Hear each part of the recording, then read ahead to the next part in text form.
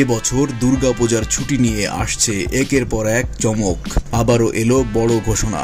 শারদীয় দুর্গোৎসব উপলক্ষে 28 সেপ্টেম্বর থেকে 9 অক্টোবর পর্যন্ত দেশে স্কুল, কলেজ ও বিশ্ববিদ্যালয়ে কোনো পরীক্ষার তারিখ দেওয়া যাবে না বলে নির্দেশ দিয়েছে শিক্ষা মন্ত্রণালয়।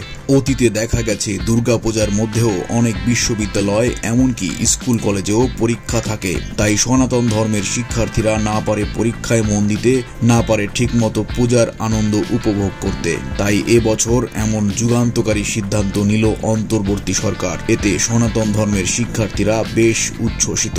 বুধবার মন্ত্রণালয়ের মাধ্যমিক ও উচ্চ শিক্ষা বিভাগ থেকে এই নির্দেশনা দিয়ে জারি করা আদেশ বিশ্ববিদ্যালয় মঞ্জুরি কমিশন ইউজিসি এবং মাধ্যমিক ও উচ্চশিক্ষা অধিদপ্তরে পাঠানো হয়েছে।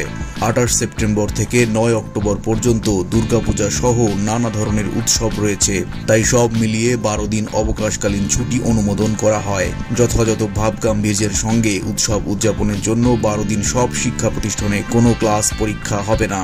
মহাষষ্ঠীর দিন থেকে শিক্ষা প্রতিষ্ঠানে পূজার ছুটি শুরু হবে।